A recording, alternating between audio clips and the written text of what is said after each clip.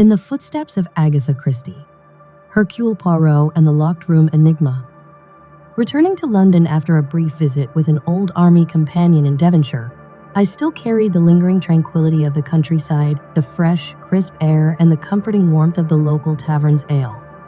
But as soon as I stepped over the threshold of our cozy flat on Whitehaven Street, I knew that my peace was short-lived.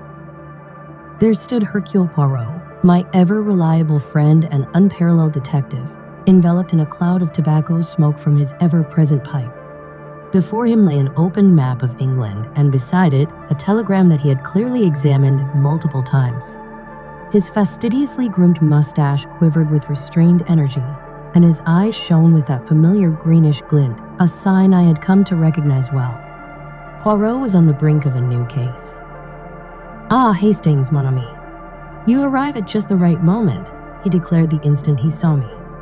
I was beginning to think I'd have to embark on this journey alone, a thought most disagreeable, you must admit.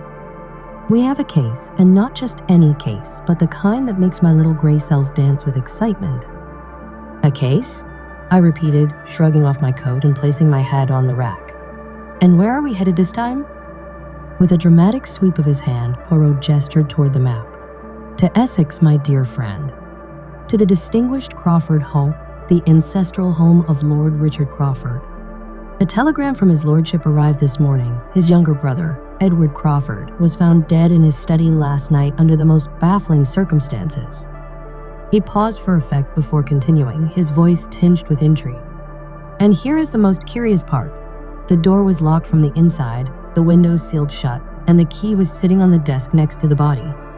The police lean towards suicide, but Lord Richard is convinced otherwise. He has called upon me, Hercule Poirot, to untangle this mystery." I let out a slow whistle. A locked room case. It was the kind of perplexing puzzle one found in the most intricate detective stories, the sort that rarely surfaced in real life. I knew at once that this would challenge Poirot's razor-sharp intellect. "A locked room?" I mused, settling into a chair opposite him. "No signs of forced entry?" "None whatsoever, Hastings." Poirot leaned forward, lowering his voice to a near whisper. "Picture it, a solid oak door with an unbroken lock, windows latched and untouched, a thick layer of dust proving they hadn't been opened in weeks. And at the center of it all, a man dead, a bullet lodged in his chest, a revolver by his side. The police, those well-meaning but unimaginative souls, have already concluded that Edward Crawford took his own life. But Lord Richard swears his brother was not a man given to despair. In fact, he claims to have heard the gunshot at midnight, yet when he arrived at the study, the door was bolted from within, forcing him and the servants to break it down. Now, tell me, mon ami, what do you make of that?" "Well, I'd say it's downright baffling," I admitted, rubbing my chin.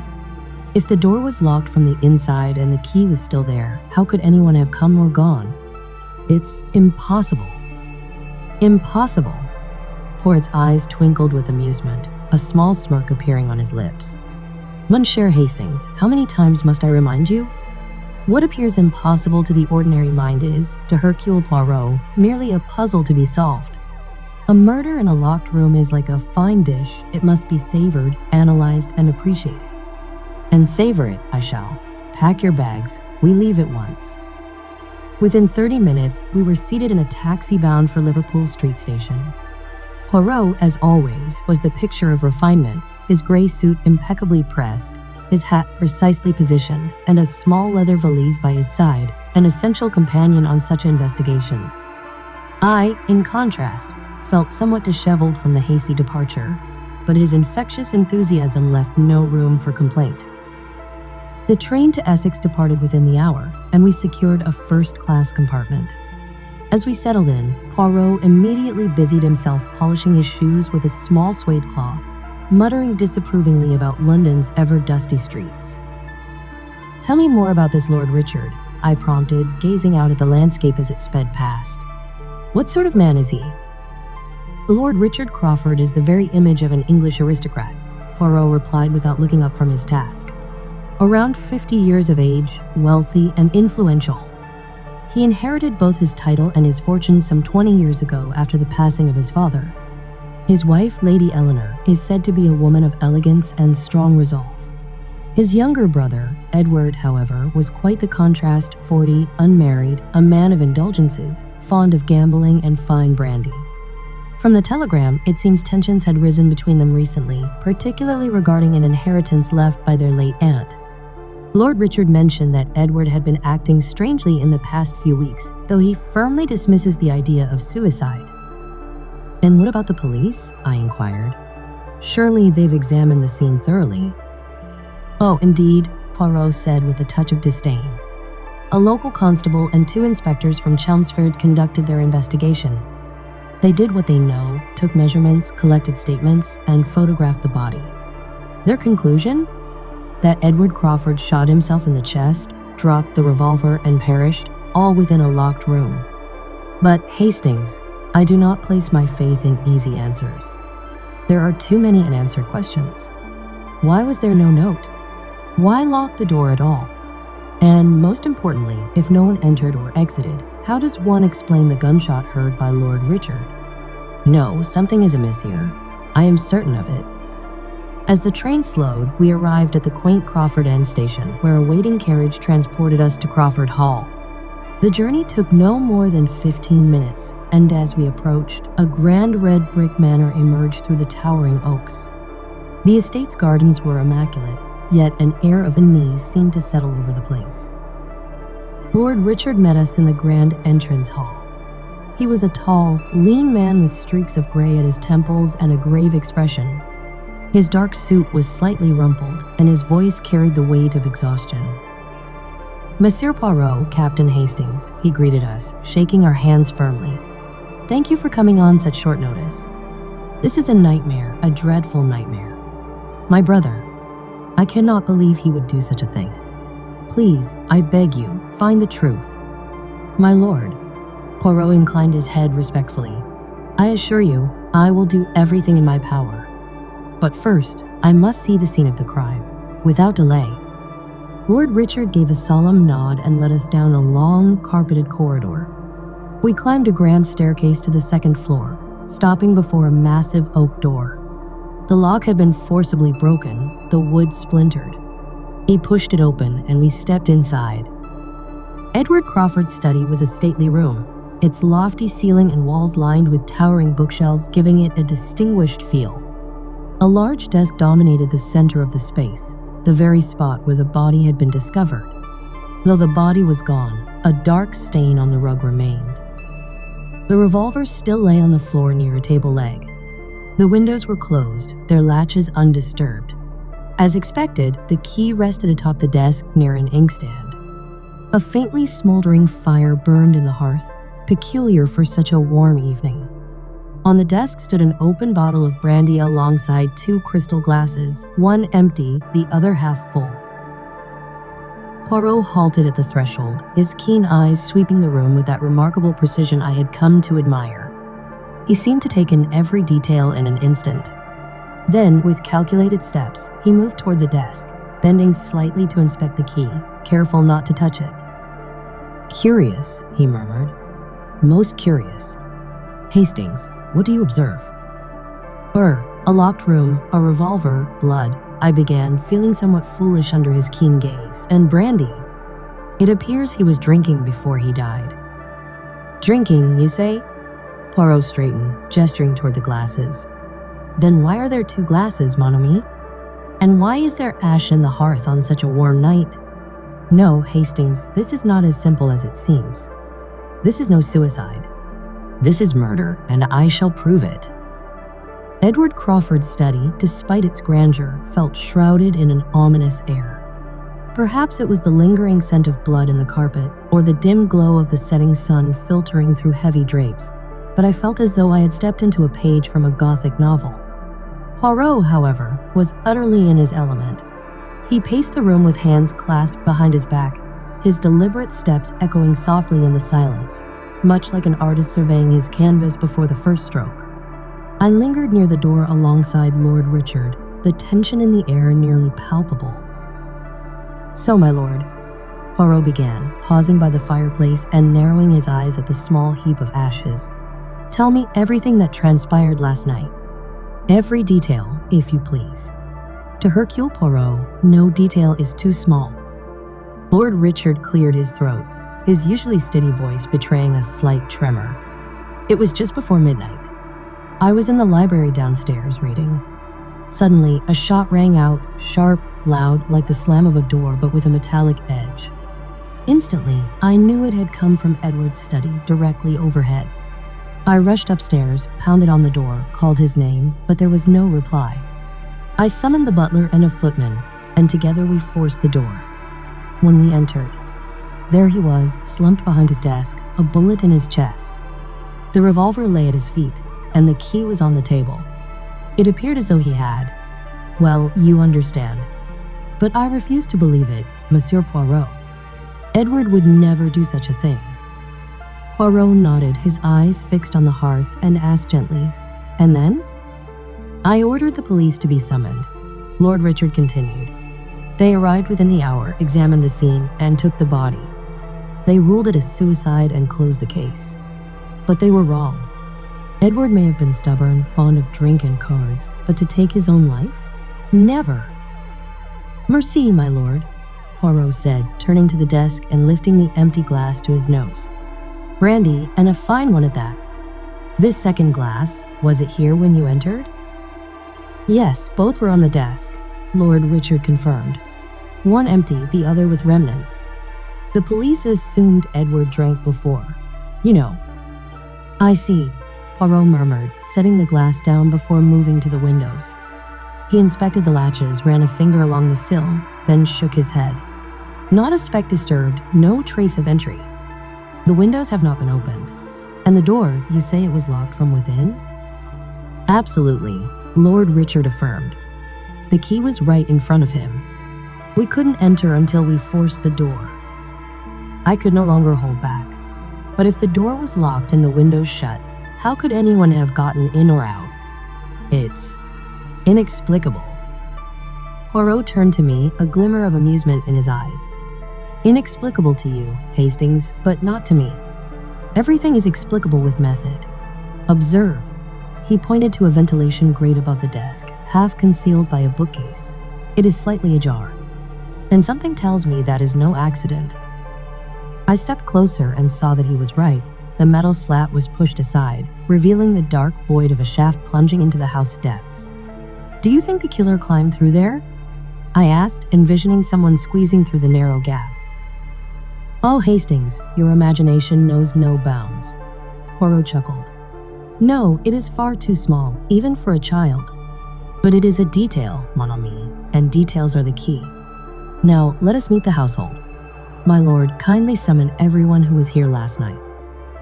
Lord Richard nodded and departed, leaving us alone.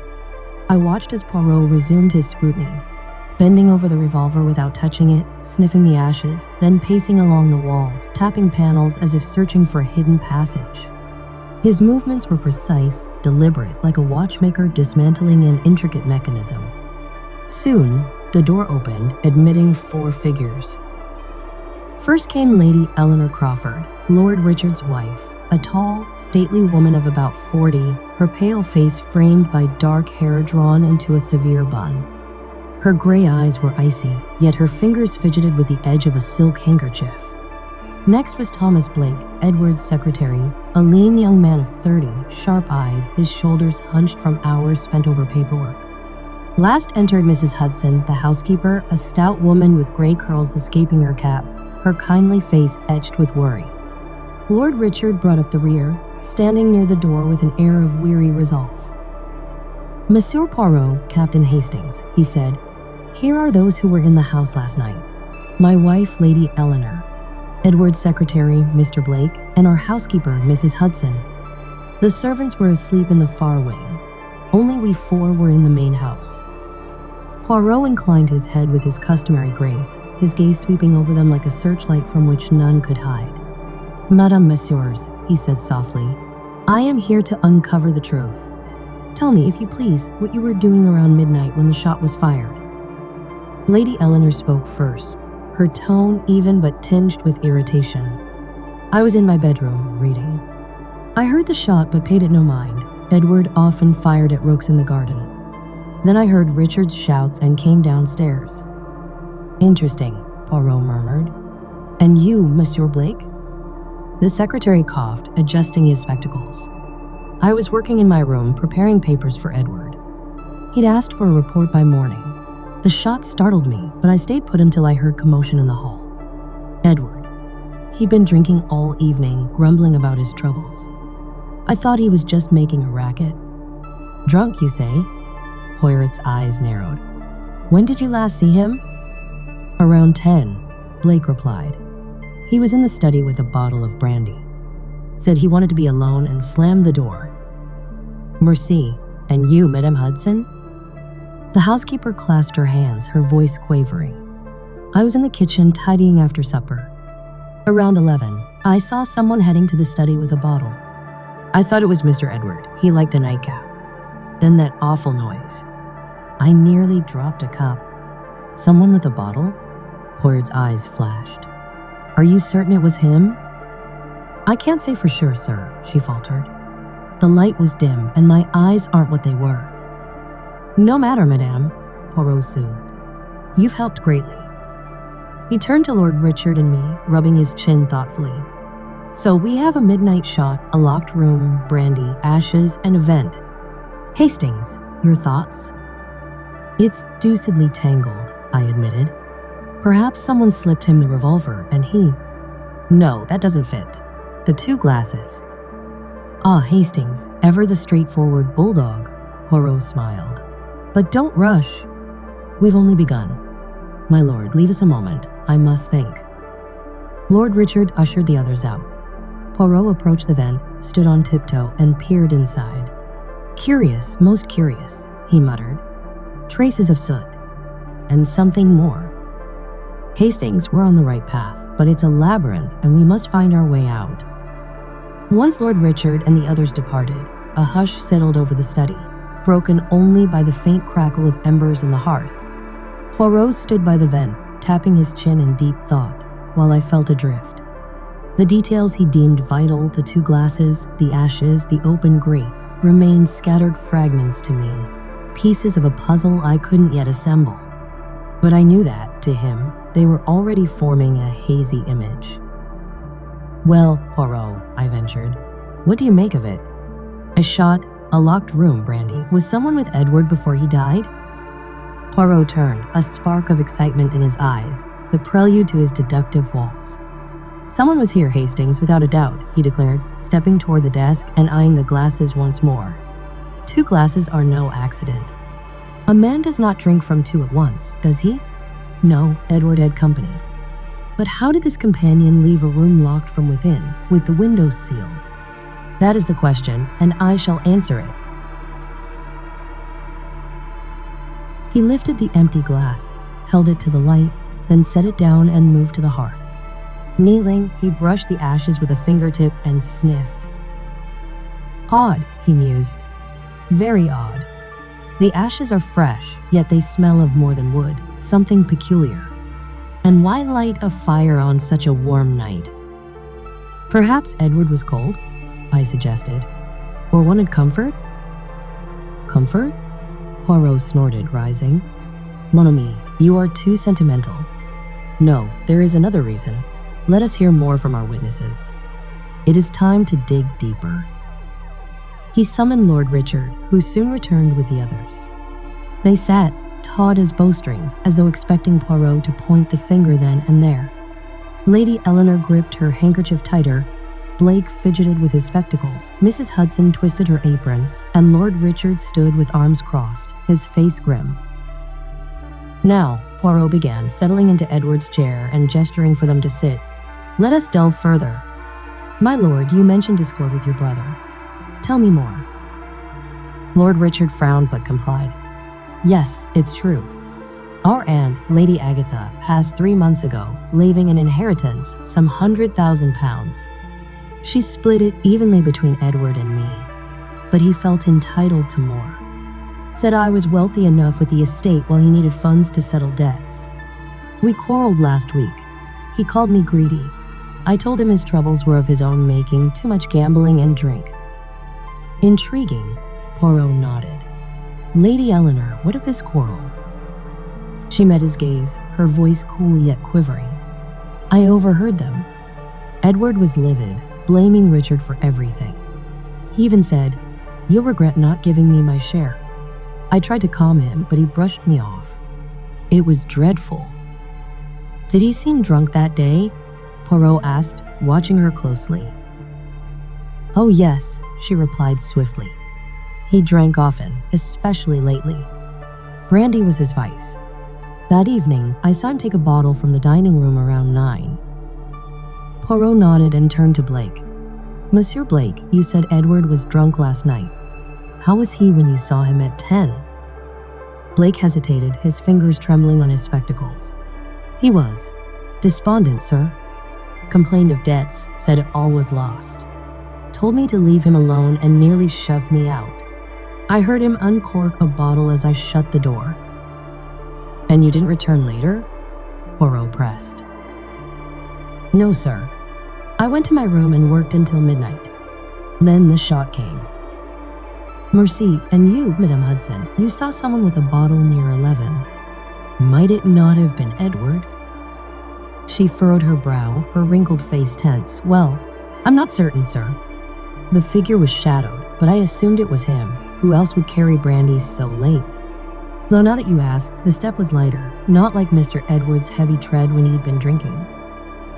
Very good, Poirot smiled. You have all been most helpful. Now, did anyone enter this room after the police left? All shook their heads. Lord Richard added, We locked it until you arrived, Monsieur Poirot. No one has been inside. Splendid, Poirot said, rising. Leave me with Captain Hastings. I must reflect. As the door closed, I blurted, Poirot, what's your take? Did someone bring brandy later, or did Edward drink himself to death? Drink himself to death? Poirot laughed. No, Hastings, it is not so crude. Consider. Blake saw him with a bottle at 10. Mrs. Hudson saw someone at 11. 2 glasses, ashes, the vent. This is no suicide, mon ami. Someone was here, someone cunning. But how did they leave? I cried. The door was locked, the key inside. Ah, Hastings, you seek an exit where there may be none, Poirot chided. Perhaps it is simpler, or more complex. Let us investigate further. He approached the vent, shone a small flashlight inside, and his brows lifted. Soot, Hastings, not just on the grate, but on the carpet below. Someone meddled here. And look, he plucked a tiny shred of fabric from the gap. Silk, mon ami. Intriguing, no? Silk, I echoed. Lady Eleanor's handkerchief, perhaps? Perhaps, Poirot mused. Or another's. But there is more. What burned in the hearth? The ashes are too fine for logs, something else. The cork from the bottle? I ventured, recalling the brandy scent. You are beginning to think, Hastings, Poirot grinned. But not quite. A cork wouldn't yield such ash. No, there's more to uncover. Poirot paced, tapping his cane, then paused by the desk, his gaze lingering on the glasses. 2 glasses, he murmured. 1 empty, 1 with brandy. If Edward drank with someone, where are their traces? Why no fingerprints but his? Wiped clean? I suggested. Possibly, Poirot allowed. But why and how? No, Hastings, this is a different game altogether. And I am beginning to suspect who's playing it. Who? I exclaimed, my pulse quickening. Too soon to say, he evaded. But one thing is certain, the killer is still here in this house, believing they have outwitted us. They are mistaken. Hercule Poirot is not so easily deceived.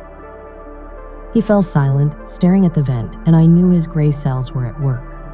Meanwhile, I remained lost in the puzzle. How could one commit murder in a locked room and vanish without a trace? After the intense questioning, we adjourned to Crawford Hall's grand drawing room, where tall windows overlooked the darkened garden. A great fireplace crackled softly, casting flickering shadows on the paneled walls. Lord Richard had ordered tea, and Mrs. Hudson soon arrived with a porcelain set, the scent of Earl Grey curling through the air.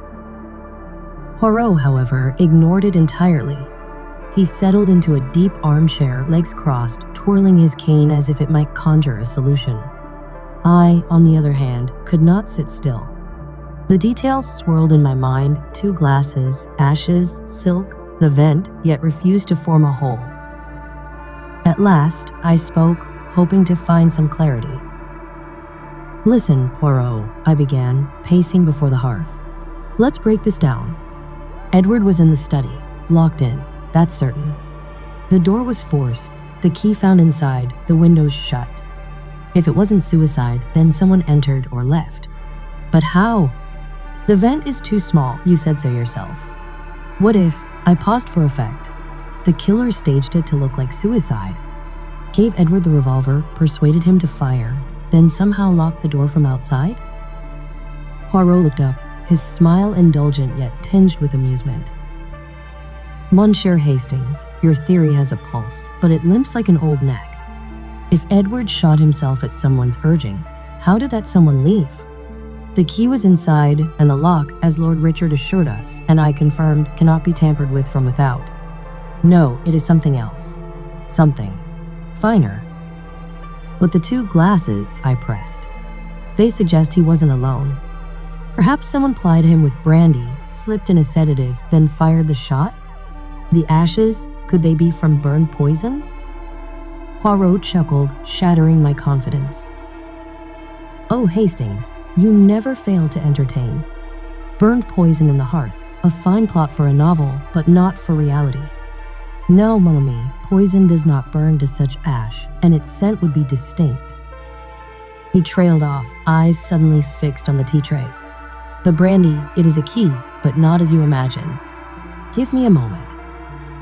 He rose and crossed to the window, gazing out at the moonlit garden, seeking answers among the shifting shadows. I, meanwhile, sank into a chair, stung but determined. "All right," I persisted. "What about the vent? You found soot and silk. Could the killer have escaped through the chimney? It connects to the vent, doesn't it? Could they have slipped out while Edward lay dead?" Poirot spun around, eyes wide with mock horror. "Mon Dieu, Hastings, you paint a picture most amusing. A murderer, soot-covered, scrambling up the flue like Father Christmas, only with a revolver instead of gifts. No, impossible. The chimney is too narrow, I checked with my torch. A cat would stick fast. The vent plays a role, but not as an escape route." "Then how?" I demanded, my patience fraying. "You dismiss every possibility, but refuse to say what really happened." "Because I am not yet certain, Hastings," he replied calmly, resuming his seat. "I have a theory, but it requires proof. Let us review. First, 2 glasses. Someone drank with Edward, yet only his fingerprints remain. Why? Second, ashes in the hearth. Something burned, but not logs, not cork, something finer. Third, the vent, soot and silk, clues, but not of escape. Fourth, the midnight shot Lord Richard heard. All these threads are linked, mon ami, but they have not yet woven together." I rubbed my forehead. His reasoning was sound, yet elusive. "A trick with the key, then? The killer shot him, left, and slid the key back under the door? The gap beneath?" Poirot shook his head. "I tested it, too narrow even for a coin, let alone a key. No, Hastings, forget door tricks. The answer lies in the room, in these details. And I suspect the shot is not what it seems." "How so?" I frowned. "Lord Richard heard it." "He did," Poirot agreed. "But what did he hear? A gunshot? Or something else? Imagine. Edward was already dead, and the shot was a ruse, staged later. How? That, mon ami, is where the vent comes in." "You mean someone fired through it?" I gasped. "From the garden?" "Perhaps," Poirot smiled enigmatically. "One possibility. I must test it. Come, Hastings, let us revisit that vent." Back in the dimly lit study, Poirot shone his torch into the grate. "Fresh soot," he murmured. "And here, another silk thread caught in the corner. Someone or something was here." I am beginning to see. What? I pressed eagerly. Patience, mon ami, he said, stepping back. First, an experiment. Tomorrow, I will gather them all and test my hypothesis. But for now, what do you make of Lady Eleanor? Lady Eleanor? I mused. She was nervous, certainly. And her silk handkerchief, could it be hers? Very good, Hastings, Poirot praised. You have spotted a link. Yes, silk may be her signature, but why tamper with the vent? Why 2 glasses? She knows more than she lets on. But is she the killer? That remains to be seen. He fell silent, his gaze drifting to the revolver on the desk. I sensed that he was close, so very close, to unraveling the mystery, yet he kept his conclusions veiled. My chimney theory, though dismissed, still lingered in my mind. But I trusted Poirot, his gray cells never failed. Well, I sighed, what's next? Next, Hastings, we sleep, he said with a knowing smile. Morning brings clarity, and tomorrow I will untangle this knot. But first, tea. Even the great Poirot requires a moment of respite. We returned to the drawing room, where I poured a cup, and, to my surprise, Poirot joined me. Yet I knew, while I slept, his mind would weave the final threads together. Dawn heralded the climax. Morning broke over Crawford Hall, a heavy gray sky hanging low, mist weaving through the garden like a spectral shroud. The manor, steeped in silence, carried an ominous air. I awoke with the unshakable certainty that today would bring resolution. Poirot was already up, seated in the drawing room, calmly finishing a breakfast of croissant and black coffee. Though his posture was composed, his eyes burned with that familiar intensity, the spark of an impending revelation. He had clearly spent the night deep in thought and was now prepared to conclude the case. Good morning, Hastings, he greeted, dabbing his lips with a napkin. Slept well?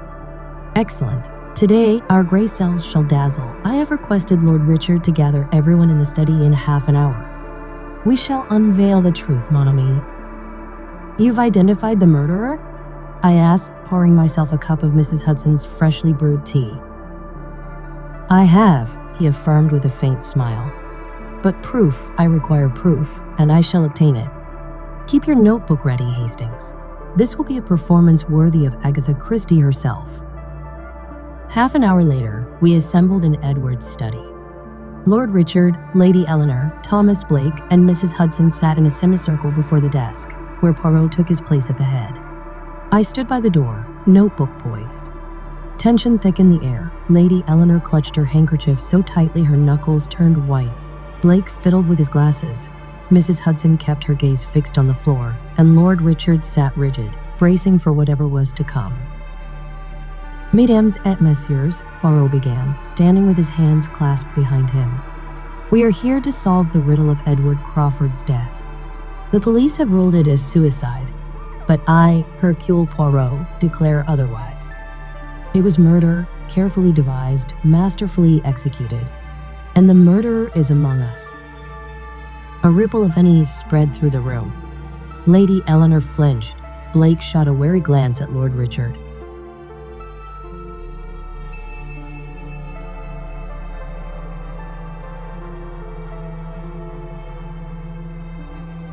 Let us consider the facts, Poirot continued. Edward was discovered in this very room, locked from within, a bullet wound in his chest. The key rested on the desk. The windows were shut, and beside him lay a revolver, 2 brandy glasses, and a hearth filled with ashes. At midnight, Lord Richard heard a gunshot, yet no one was seen entering or leaving. How could this be? I shall tell you, the shot was not the cause of death. It was a deception. A deception? Lord Richard frowned. What do you mean? Patience, my lord. Poirot raised a hand. Let us examine the clues. 2 glasses. Edward shared a drink, yet only his fingerprints remained. Why? Because the second set was wiped away. Ashes in the hearth. Why a fire on a mild night? To eliminate evidence. The vent, tainted with soot and silk, not an escape route, but a key part of the plan. And now, an experiment. Poirot reached for the brandy bottle, poured a measure into the untouched glass, and struck a match. Blue flames flickered to life, releasing a sharp, distinctive scent into the air. Lady Eleanor stiffened, her grip tightening on her handkerchief. "A familiar scent, madame?" Poirot inquired gently. "Think back to the night of Edward's death. What did you feel?" I don't recall," she faltered. "It was a dreadful night." "Oh, but you do," Poirot insisted. "Allow me to refresh your memory. Edward did not die by his own hand. He was poisoned, a lethal toxin in his brandy. The killer arrived near 11, as Mrs. Hudson witnessed, pouring 2 glasses to create the illusion of companionship. Edward drank, never suspecting. He perished in silence. But that was not enough. The scene needed to resemble suicide. He strode to the vent, tapping it lightly with his cane. The murderer left the room without unlocking the door, for the key remained inside. Then, at precisely midnight, they fired a shot through the vent from the garden using a long-barreled weapon or some similar contraption. The bullet struck an already lifeless body. The revolver had been staged beforehand. The shot, heard by Lord Richard, led to the door being forced open, creating the illusion of self-inflicted death. But errors were made. "What errors?" Blake asked, his voice tight. "Firstly, the ashes," Poirot answered. "The murderer burned the poisoned bottle's cork, but the quantity of ash was excessive for that alone. Among the remnants, I found traces of burned paper, a label hastily destroyed. Secondly, the silk caught in the vent, a telltale fragment left behind while positioning the barrel. And thirdly, the lingering scent of brandy on the killer's hands. When I ignited it just now, Lady Eleanor recoiled. All eyes turned to her. She sprang to her feet, her expression a storm of fear and defiance. "Lies," she cried. "I did no such thing. You cannot prove it." "Oh, but I can, madame," Poirot replied calmly. "This morning, I instructed the servants to search the garden beneath the vent. They found your silk handkerchief, monogrammed with an E. Further, your gloves from that night bear traces of soot and brandy. You failed to account for the persistence of scent. And your motive? Edward threatened your husband, jeopardizing your fortune, your standing. You poisoned him, waited, then fired through the vent, returning unseen via the back entrance." Lady Eleanor swayed, her breath quickening, her eyes brimming with tears. I never meant for it to end this way," she whispered, voice breaking. "He said he'd ruin us, take everything. I only wanted to stop him." Her legs gave way and she collapsed into her chair, face buried in her hands. Lord Richard stared at her in horror. Blake and Mrs. Hudson remained frozen in stunned silence. "How did you know?" Lord Richard finally rasped. "Method, my lord," Poirot responded smoothly. The 2 glasses revealed another's presence. The ashes pointed to concealed evidence. The vent suggested an alternative means of execution. But it was the gunshot that sealed it. The shot was heard after death. It was merely an illusion, a trick to mislead. Once that became clear, the rest fell into place. The police would confirm the poison. I had already alerted them. A heavy silence fell. Lady Eleanor sobbed as Lord Richard approached her, disbelief etched across his face. "Case closed," Poirot murmured, turning to me. "Hastings, all noted?" I nodded, awed by his unraveling of the mystery. Servants led Lady Eleanor away, leaving us alone in the dim study. "You're a genius, Poirot," I said earnestly. "I'd never have guessed." "Oh, Hastings," he smiled, adjusting his cuffs. "You undervalue yourself. Your chimney fancies were inspiring, but the truth is always simpler than it seems. Come, mon ami, our train awaits." Crawford Hall lay in stillness, its secrets unearthed. Lord Richard, pale as death, stood rooted in place, staring after his wife. Blake and Mrs. Hudson slipped away, too stunned to speak. I lingered by the door, notebook in hand, torn between admiration and sorrow. Another case solved, yet at a steep cost. Poirot, by contrast, radiated quiet satisfaction. He adjusted his hat, grasped his valise, and cast me a knowing look. Well, Hastings, he said, patting my shoulder, time to return to London. But first, the full tale. You do love it when I lay my cards bare, don't you? Of course, Poirot, I smiled, slipping my notebook into my coat. I'm still baffled at how you pieced it all together. Walk me to the station and explain. We stepped into the garden where the mist had lifted and pale sunlight now filtered through the trees. The short trek to Crawford End was Poirot's stage, and he spoke with the deliberate cadence I so cherished. It began with the 2 glasses, Hastings, he said, tapping his cane against the path. The first clue. Edward drank with someone, yet only his fingerprints remained. Why? The second set was wiped away. But the glasses themselves? They were left, a mistake. Lady Eleanor wanted the police to believe Edward drank alone but overlooked the evidence of his company. And the brandy? I asked, recalling the sharp scent that had flared in the study. The murder weapon? Poirot nodded. Laced with poison, likely cyanide, quick and masked by the liquor's aroma. She brought it near 11, as Mrs. Hudson witnessed, and poured 2 glasses. Edward drank and died, without struggle, without sound. But that wasn't enough. She had to disguise the poisoning. So she staged the shot. Through the vent, I said, the pieces clicking into place. Precisement, Poirot exclaimed. She left, the door still locked. Edward had secured it himself, trusting his guest. At midnight, she returned with her husband's revolver, aimed through the vent from outside, and fired. The bullet struck a corpse. She had placed the gun beside him earlier. The shot rang out, the door was forced open, and it all appeared to be suicide. Clever, but flawed. The ashes, I murmured, remembering his pointed remark about their scent. Ah, the ashes, Poirot grinned. She burned the bottle's cork and label to destroy evidence.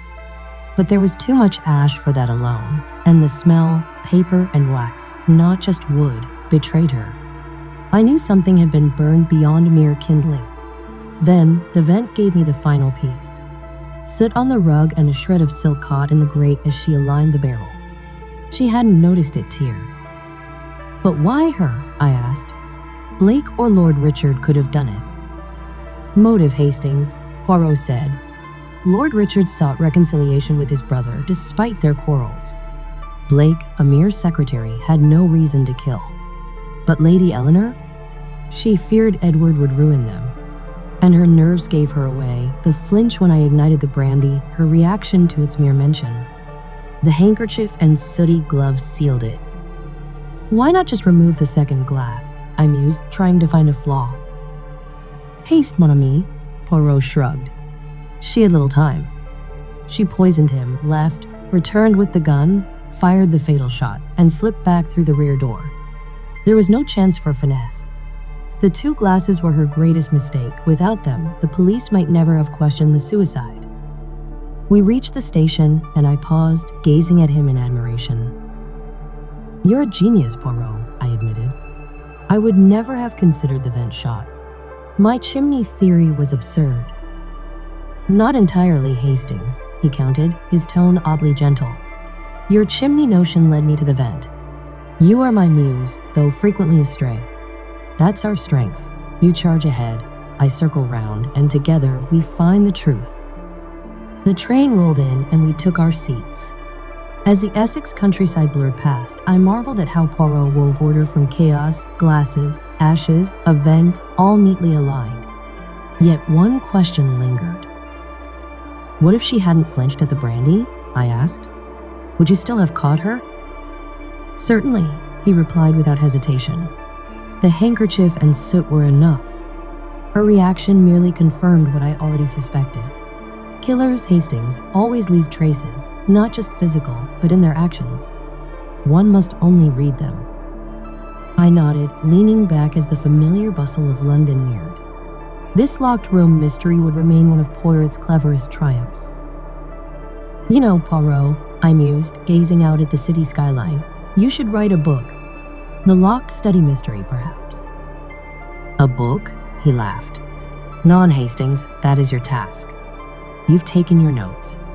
Write it. I shall be your first reader. Just don't omit my gray cells. They did the work.